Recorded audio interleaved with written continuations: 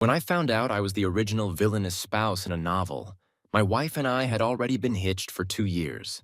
The book's plot revealed that in another 6 months, I'd have to step aside for her. During those 6 months, I'd keep messing things up while also pushing forward the romance between the main male and female characters. Every morning, just like clockwork, I'd whip up my lovely wife's favorite sandwich and brew some hand-ground coffee. After handing her the bag and keys, I'd watch her leave through the door. Standing there, watching her car fade into the distance, a sudden realization hit me, bringing back everything I'd forgotten. It was like a sudden flash of insight, an epiphany. Here's the deal. 25 years ago, I was reincarnated into the world of this book, carrying memories from my past life. At first, I had no clue I was inside a book.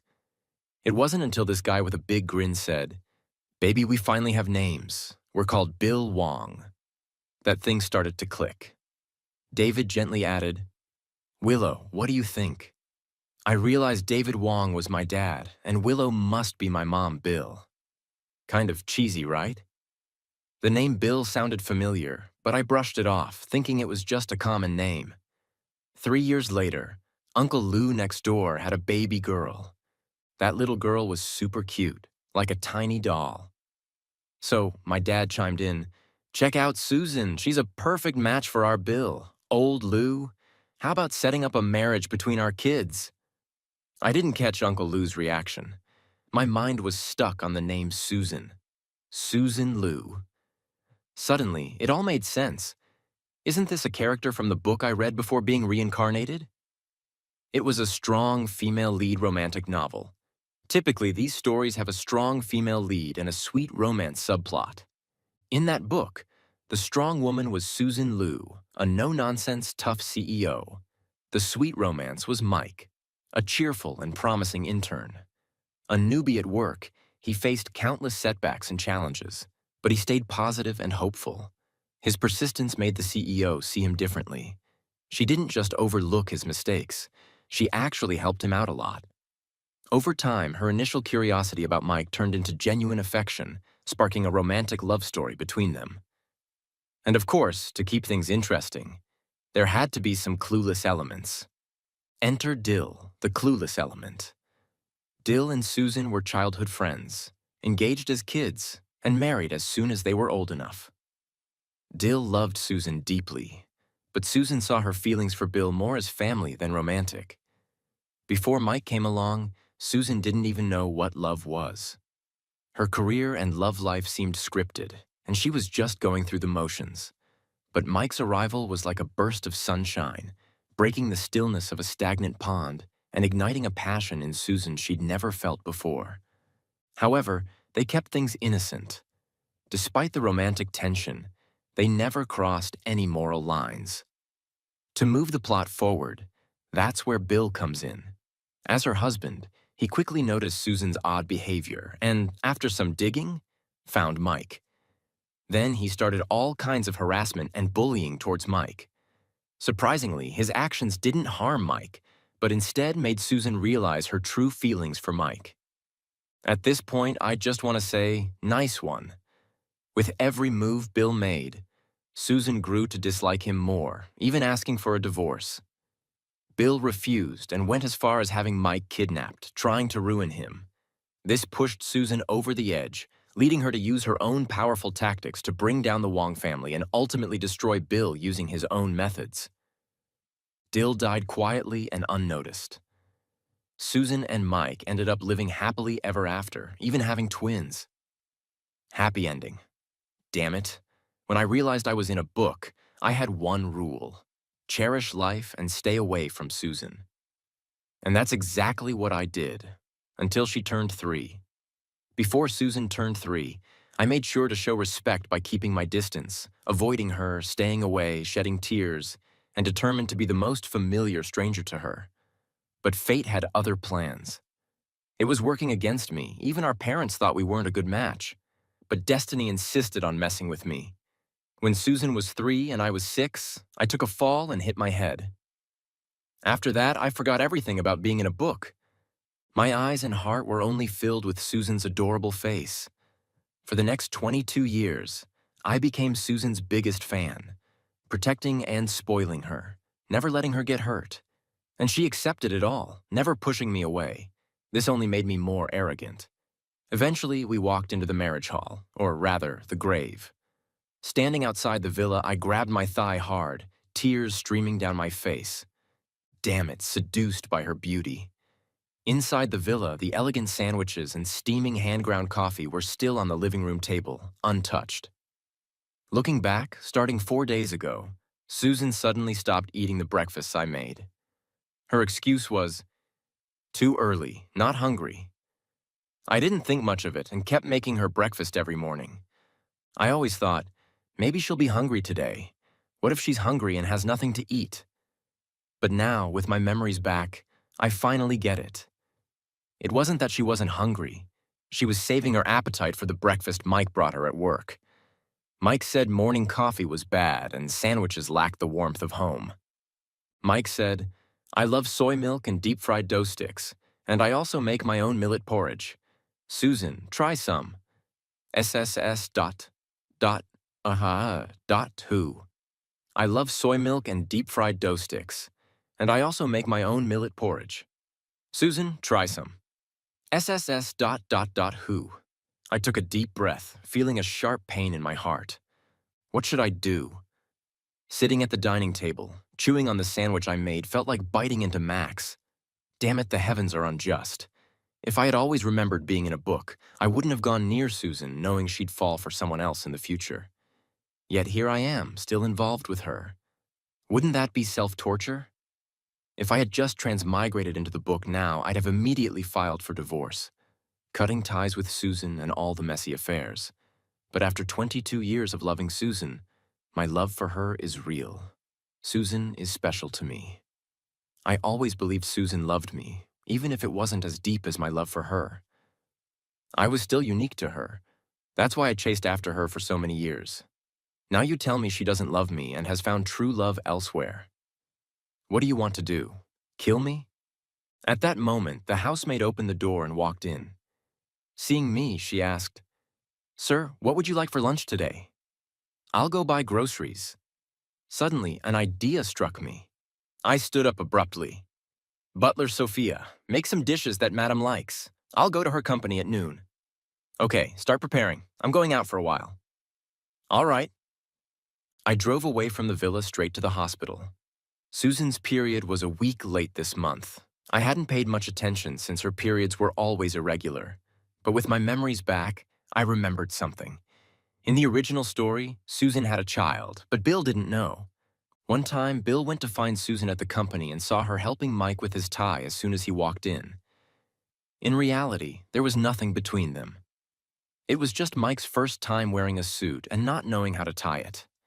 Susan, who often helped me with my tie, assisted him out of habit, but Dill didn't know. Dill went crazy rushing to hit Mike. Susan protected Mike and was pushed away by Bill. This push caused Susan to lose her child. Dill was devastated, thinking he had hurt Susan and almost committed suicide. But he didn't know that Susan didn't want the child in the first place. I drove steadily to the hospital. Susan and I had been married for 2 years, but always used protection. We agreed not to rush into having kids. I didn't know what Susan was thinking. For me, I just wanted a few more years together as a couple. Soon, I arrived at the hospital, feeling numb. I went straight to the gynecology department. Unsurprisingly, I saw Susan. I watched her waiting for her number, seeing the doctor, paying fees, undergoing exams, and waiting for results. The whole process took 2 hours, during which my mind was blank. I watched Susan leave the clinic holding the lab results. She was silent for a long time, then tore the paper into pieces and tossed them in the trash can before leaving. The cigarette between my fingers fell to the ground. I didn't snap out of my daze until I reached the hospital entrance. Watching people come and go outside, I took a deep breath and drove back. 22 years of love, 2 years of marriage, and a child on the way. I don't want my life to be doomed by the book's plot. Susan, please, don't let me down. Back home, Sophia had already prepared the meal. She was packing it into containers and said with a smile, It's rare to see such loving couples like you and Madam these days. It makes me envious. Normally, I'd smile back happily, but at that moment, I couldn't even muster a smile. The villa was a half-hour drive from Susan's company. When I arrived at her company, it was exactly noon. The receptionist recognized me without telling anyone. I went straight to the private elevator and reached the 32nd floor without any issues. The first person to see me was Alex, Susan's assistant. His face stiffened for a moment upon seeing me, a flash of panic in his eyes, but he quickly recovered. "Sir, why are you here?" I smiled lightly. "Where's Susan?" Alex said, "The president is in her office. I'll notify her." I pulled him back. "No need. I'll go myself. I haven't been to Susan's company often, but I know the way." Walking to the president's office, I gently pushed the door open. The office had excellent lighting. At noon, bright sunlight streamed through the clean, clear windows, filling the room with light and warmth. Against the light, I saw a man and a woman sitting at the desk with cute cat lunchboxes in front of them, sitting close together, eating their food happily. They both seemed to be chatting and smiling. The woman looked up, listening attentively. Maybe it was the sunlight, but at that moment, the woman seemed extraordinarily gentle, a gentleness I'd never seen before. Afraid I might be mistaken, I took out my phone and snapped a photo of the scene. Click. I clicked my tongue lightly. Damn, I forgot to turn off the sound, disturbing the moment. Damn it, both of them seemed surprised by my appearance, their expressions stunned for a few seconds. Seeing the look on Susan's face amused me, and I couldn't help but laugh. Susan frowned at me, clearly displeased with my arrival. "Oh, Sus, that really hurts." Mike's face turned pale, and he suddenly stood up. His movements were too fast, causing the soup container next to him to spill completely. Ow. The soup splashed onto his leg, burning him and making him scream. Susan quickly stood up, pulling him back. I turned and left, unwilling to witness what happened next. After all, we're all dignified people. I don't want to do anything undignified like in the original story. Alex stood behind me, looking nervous. I shoved the lunchbox into his arms. "Here, you can have it." Alex looked bewildered. I didn't leave, but went to the secretary's office. As I entered, several secretaries stood up, seemingly knowing who I was. "That's good. Saves me from explaining." "Who is Joel?" I asked. A meticulously groomed man stepped forward, trembling with fear. "Sir, it's me. What can I do for you?" I took out my business card from my bag and handed it to him. "I'm very interested in what you have. Remember to contact me." Joel looked stunned. By the time I left the secretary's office, Susan was already standing outside. I masked my emotions and brushed past her with a blank expression. But she wasn't ready to let me go. She grabbed my hand and asked, "Why are you here?" I said, "Let go." Maybe my tone was too cold, as I'd never spoken to her like this before. Susan tightened her grip on my hand. "Bill, don't make a scene." I sighed. "Susan, let go. I don't want to talk to you right now." Susan's face turned ugly, her eyes burning with anger. I met her gaze without backing down. I, Bill, have never been a patient person. The only reason I was gentle with her was because I loved her. Now I realize it's no longer necessary. I pried her hand off and left the company without looking back. After leaving, I didn't go home but checked into a hotel. Joel didn't disappoint. He contacted me just an hour and a half later. In the original story, Joel was a minor character, confident in his looks, which made him somewhat arrogant. So when Mike caught Susan's eye, Joel was incredibly jealous. Joel was the first to notice the ambiguous relationship between Mike and Susan. Driven by various complex emotions, he took photos of all their intimate moments. These photos ended up in Bill's hands and triggered his downfall. I'm not into the downfall, but I'm very interested in the dirt. I bought all the scandalous materials Joel had for a sum of money. Gotta admit, he was thorough. He provided not just photos, but also videos. I stared at these materials for nearly 2 hours until my eyes were sore and my stomach was growling, rubbing my temples. I realized that even though I had no appetite, I couldn't neglect myself. Just after hanging up the hotel phone, my mobile rang. It was Susan at 7:27 p.m., her usual time to get home after work. I didn't answer and hung up directly. She didn't call again. This was Seuss. After hanging up on Susan, I called my lawyer, Martin. Mr. Bill, what can I do for you?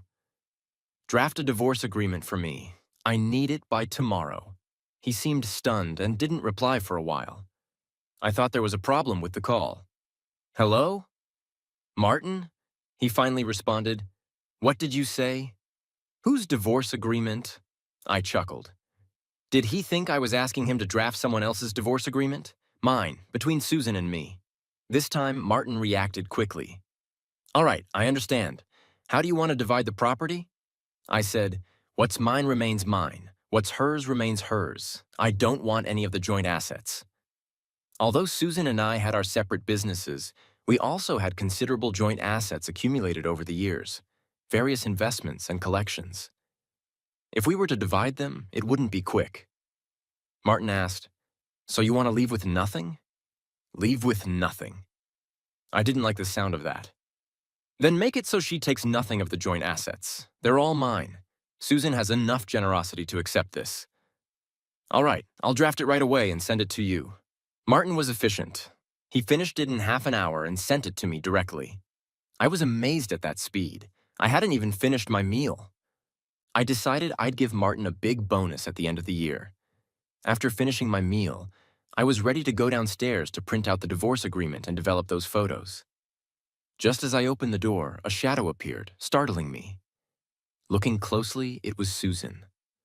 Her brows were tightly knitted and her face was dark. I wasn't surprised by her arrival. She's a person with a strong sense of propriety. As long as I'm still her husband, she wouldn't just let me go.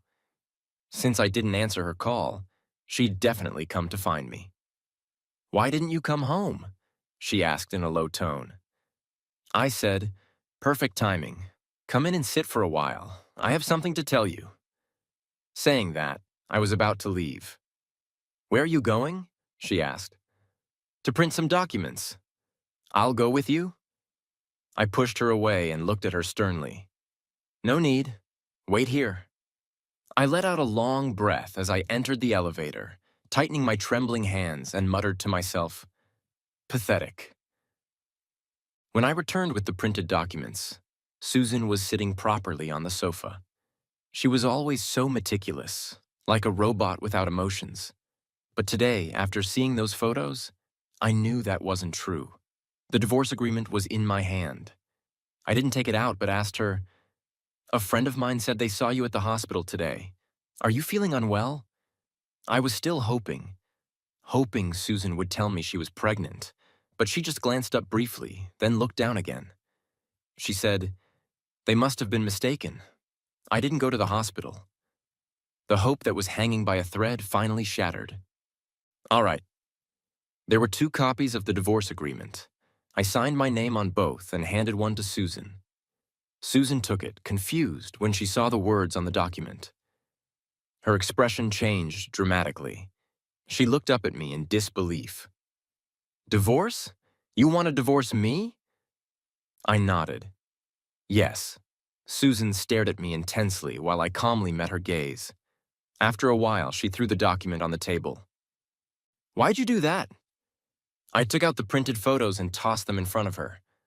The top photo was of her and Mike standing on the rooftop, looking out into the distance. The photo perfectly captured them, gazing into each other's eyes and smiling. Susan looked through the photos one by one. Her expression remained calm and composed, her hands steady. I let out a bitter laugh, comparing her reaction to mine. The difference was stark. Did you spy on me? After looking through the photos, Susan's eyes flashed with annoyance and hidden anger. I laughed in frustration. So after seeing all this, your only thought is to blame me. Susan, you've really shown me your ability to deflect. But just to clarify, I didn't follow you. Someone else took these, and I paid for them. Any problems? Want to sue me for invading your privacy? If so, go ahead. Susan's brows furrowed tightly. That's not what I mean. Mike and I are just colleagues. There's nothing between us. If it's about him, there's no need. Ha, I scoffed. Of course I know. There's no holding hands, no hugging, no kissing, no sex, but so what? Am I, Bill, such a fool that I need to wait until it gets worse and my face is slapped before I react? Sorry, my bottom line isn't that low. Susan's eyes were cold as she stepped closer to react. Sorry, my bottom line isn't that low.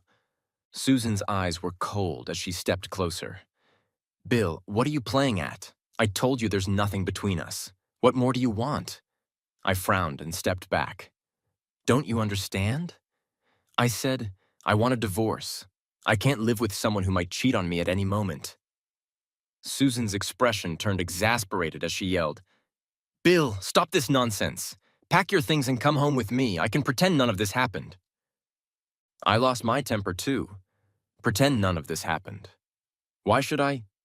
You act self-righteous despite what you've done. Divorce. Divorce. I want a divorce. Right now, shut up. Susan raised her voice.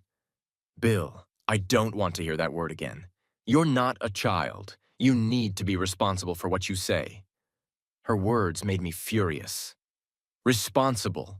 How dare she say those two words to me? I rushed over and pulled out one of the photos. In the photo, Susan was eating the buns Mike had bought her, holding a cup of soy milk. The date on the photo was just 2 days ago. I get up early every morning to grind coffee and make sandwiches for you. I never sleep in. I treat you well. And yet when someone tosses you a bone, you think it's the best thing in the world. Do you even know what's good for you? My chest heaved. Talking to me about responsibility. Susan, are you even qualified? This was probably the first time Susan had ever been scolded like this. She looked at me with eyes that could almost eat me alive. But I didn't care. I only felt completely satisfied. Susan looked at me deeply. Are you sure you want a divorce?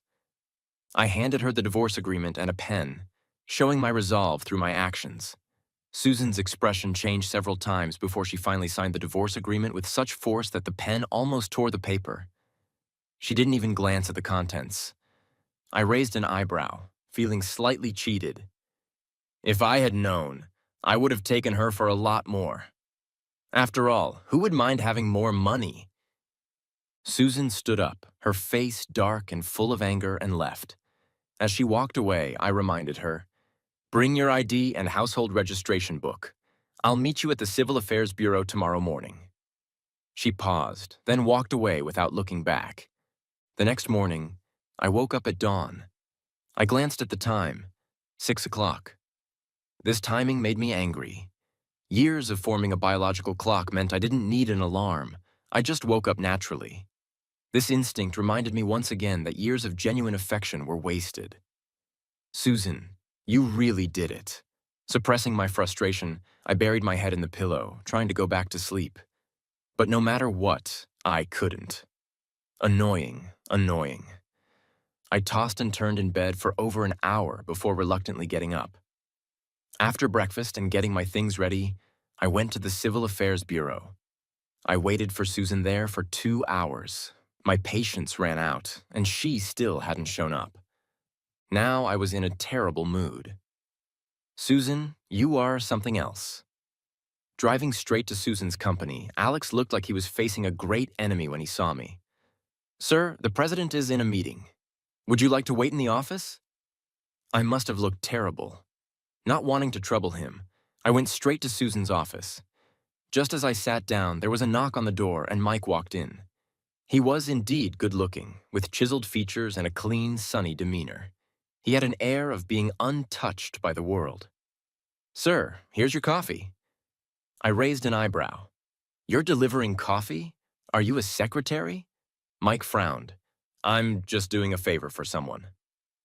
Are you that free, Mr. Wan? Why are you being so aggressive?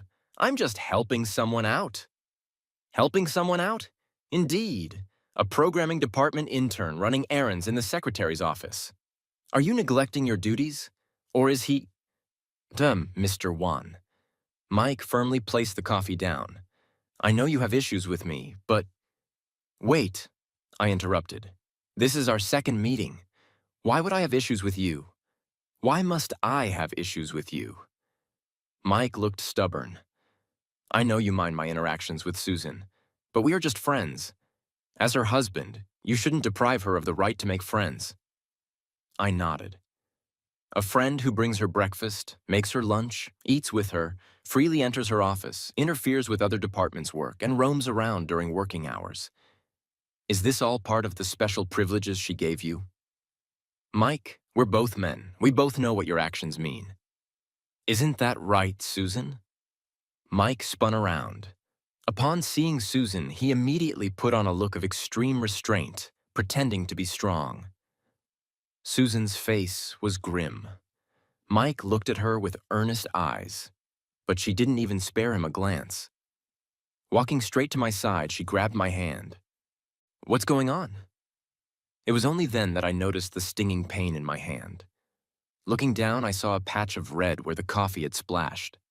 Seeing Susan's seemingly concerned expression, I felt a bit disheartened.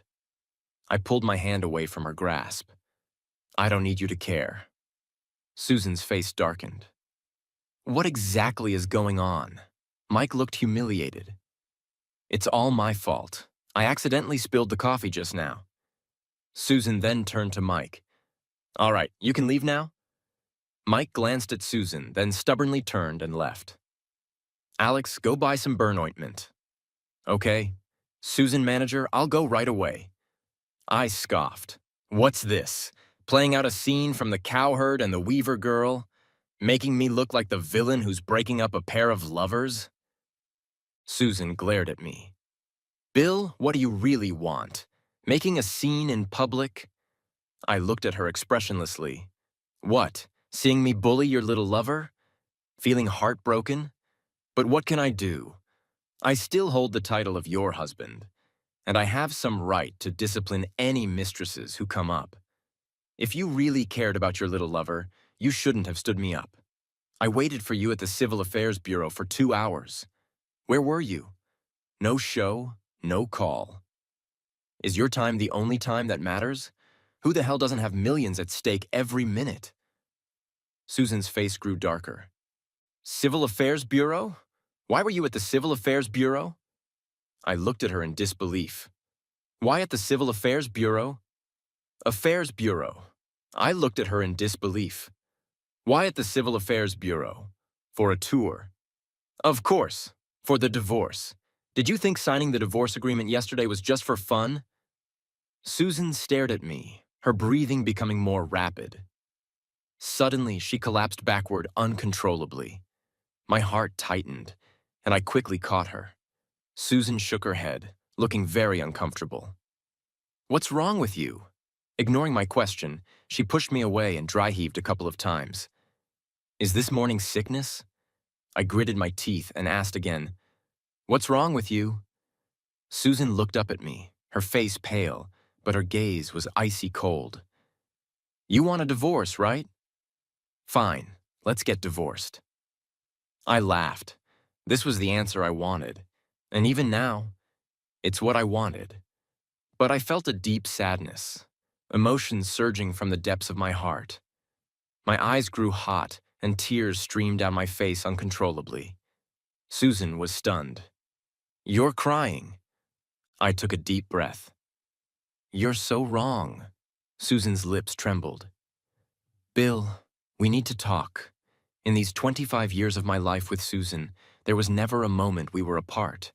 But because of the 3-year age gap, it always felt like I was waiting for her. When she was 3, I was 6. When she started kindergarten, I went to elementary school. When she was 6, I was 9. Just as she started elementary school, my classroom moved from the West Campus to the East Campus. When she was 10, I was 13. Just when she moved to the East Campus, I moved to the West Campus for a year. I went to middle school when she started middle school. I went to high school when she started high school. I went to college when she finally got into my college. I had already started interning in the real world. So, how should I put it? A 3-year age gap is a real hurdle. But even so, I was with her throughout her years of college. In college, I confessed to her. She accepted, and we were together. At that time, I rented an apartment outside of school and Susan moved in with me. Back then, I was already very busy, and the rented place was far from my company. But even so, I would come back to our little home every day. Susan would be there waiting for me. No matter what, I always had to go back. I loved her, and I thought she loved me too. Sitting in the quiet private room, Susan was carefully looking at the menu. My gaze wandered to the side. I'm willing to land on her. She asked me, "What do you want to eat?" Not wanting to mistreat myself, I ordered a few light dishes and then stopped. Susan gave me a strange look but didn't say anything. She added 2 more dishes and handed the menu back to the waiter, signaling him to leave. As soon as the waiter left, she suddenly got up and sat next to me, catching me off guard. She grabbed my hand. I was startled and instinctively tried to pull away, but Susan stopped me. "Don't move. What are you doing?" Susan lowered her head and looked at my hand. "Don't move. I'm applying medicine." Her voice was a bit hoarse, making my heart ache slightly. She pulled out a tube of ointment from her pocket. "I can do it myself." Saying this, I reached for the ointment in her hand. But Susan dodged and said, "Let me do it." "No, I'll do it myself." "Bill." Susan was angry. My hand paused in midair and then dropped weakly. "Forget it. We've already seen each other naked. What's the point of being pretentious now?" I turned my head away, not wanting to look. After a while, a cool sensation spread over my hand. Along with the softness of Susan's fingertips, my heart trembled slightly. "Bill, do you really want a divorce?" I didn't realize when Susan had returned to her seat across from me, hearing her question. I nodded. "Yes, just because of those photos." "Yes." Susan took a deep breath, frustrated and trying to suppress her emotions. She said, "Mike and I haven't done anything inappropriate. Not before, not now, and not in the future. What are you really upset about? It's just a normal superior-subordinate relationship. You work too. Don't you understand?" It was really hard for Susan to repeat such pointless words over and over again. "Susan," I looked up at her. "Why don't you sit next to me? Why do you always sit across from me?" Susan frowned, looking confused as if she didn't understand the meaning of my words. Or perhaps she had never considered the question. I said, "From the age of 3 until now, 22 years. Let's count 300 days a year. That's 6,600 days. Rounded down to 6,000 days. Assuming 1 meal a day, we've had at least 6,000 meals together. In these 6,000 meals, you've never sat next to me. Always across from me. Just like earlier. Even though you sat beside me to apply medicine, you still returned to the seat across from me. Look at the distance between us, at least a meter, but with him you can sit side by side. What was the distance then? 5 centimeters or 0? Susan froze for a moment, then stood up awkwardly. I raised my hand to stop her. "Don't come over. It was just an accident in the office. The only table where you can eat is that one, and it can't—" I didn't let her finish and interrupted her directly. "Do you remember when we were in college? We lived in Yicheng apartments. Every morning before work, I would get up to make you breakfast. At first, I didn't know how to cook, so I could only heat up milk and cook plain rice porridge. But you can't eat that every day, so I learned to cook. When I wasn't busy, I would try making various breakfasts at home. Dumplings, some milk, fried dough sticks, wontons, noodles. Later, I even started making egg-filled pancakes and janbing wosi at home.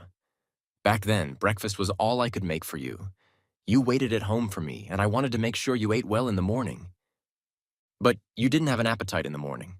I could tell you were struggling to eat what I made. So, I simplified the breakfasts again. The only breakfast you could completely finish in the morning was a sandwich. Triangular slices of toast, a soft-boiled egg with a bit of pepper, slices of luncheon meat, and a piece of lettuce. The most important thing was that you didn't want any sauce. You probably didn't even realize this yourself, but I figured it out from making you breakfast day after day. As for the hand-ground coffee, You don't like milk because it makes you bloated.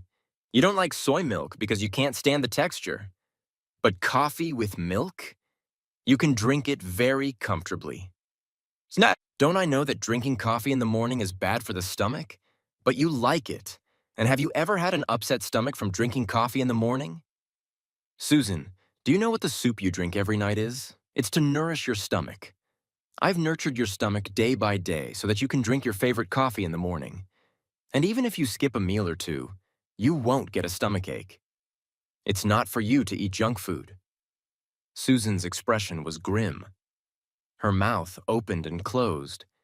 And finally, she looked at me intently and said, "It won't happen again.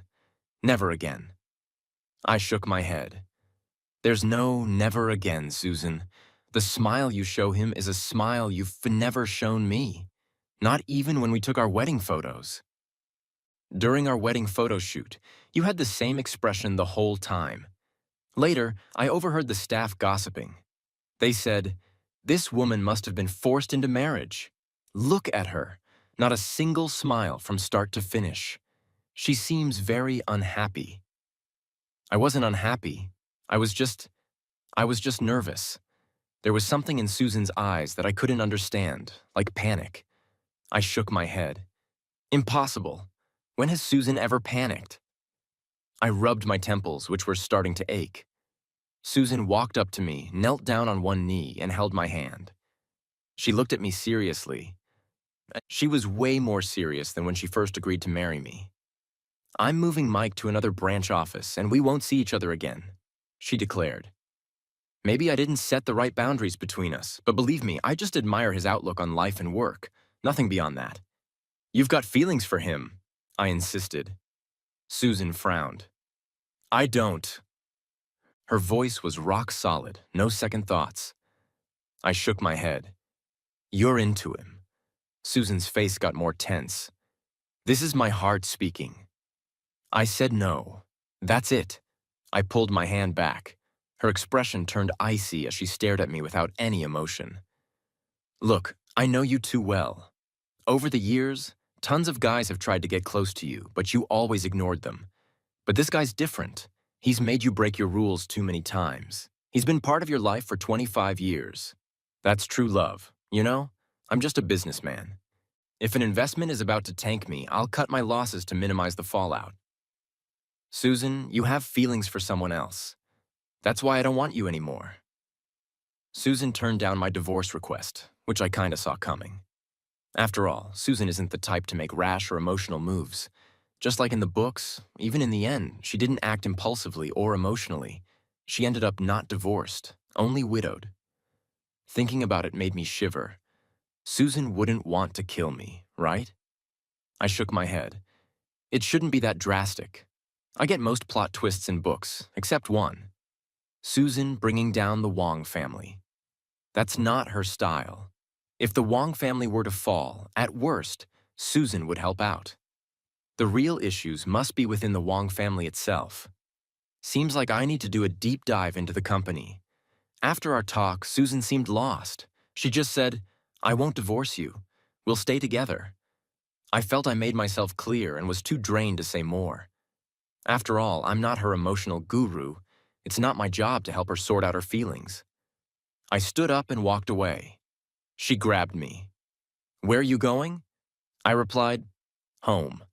She didn't let go. "Which home?" "City." She seemed to breathe a sigh of relief. "Wait for me at home. I'll handle everything."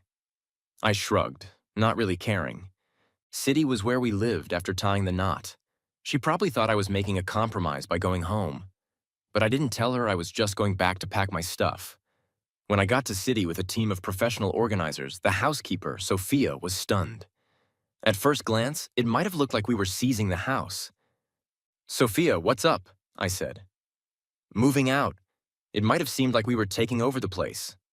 Sophia looked confused. "Sir, what are you doing?" I answered, "We're moving out." Without waiting for more questions, I started giving orders. "Take down all the photos and paintings from the walls." "Yes, sir." "Pack up all the men's stuff in the second floor dressing room." "Yes, sir."